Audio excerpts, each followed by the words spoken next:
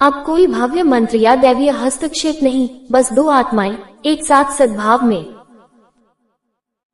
2 साल के आनंद के बाद मास्टर, जिन्होंने उनके प्यार की पवित्रता और उनके द्वारा पाई गई खुशी को देखा था, अंततः नर्म पड़ गई और आर्या को उसकी शक्तियां वापस दे दी। एक उपहार जो जादू से नहीं बल्कि उसके दिल की ताकत से पाया गया था। केल अपनी पत्नी की उपलब्धि के लिए बहुत खुश था। जल्द ही उसकी खुशी दोगुनी हो गई क्योंकि भगवान की आवाज फिर से उसके सामने आई, जिनकी उपस्थिति अब कठोर नहीं थी बल्कि कोमल थी। उन्होंने कहा कि वह हमेशा केल के भीतर थी। ये दिव्य संबंध कभी नहीं टूटा था। ये हमेशा केल के भीतर था, उसका उसकी आत्मा की गहराई से मार्गदर्शन कर रहा था। अब केल समझ गया, भगवान की आवाज अब कोई दूर का आदेश नहीं थी, उनकी बुद्धि और प्रेम हमेशा उसके साथ था।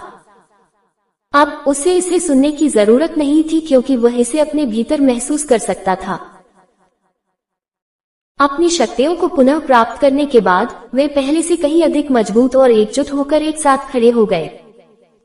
अब उनके पास दोनों दुनियाओं का सर्वश्रेष्ठ था, उनकी जादू की ताकत और उनकी मानवता की सुंदरता। जादूगर और आत्माओं के उद्धारकर्ता के रूप में उन्होंने अपना जीवन एक साथ जिया। उन्होंने एक ऐसी दुनिया बनाई जहां दिलों को और आत्मा का भला किया गया।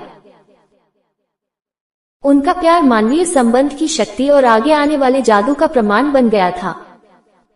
और अंत में उन्हें एहसास हुआ कि जादू उनके पास मौजूद शक्ति में नहीं था बल्कि उनके साथ रहने और साथ देने की इच्छा और इरादे में था। तो ये थी आर्या और केल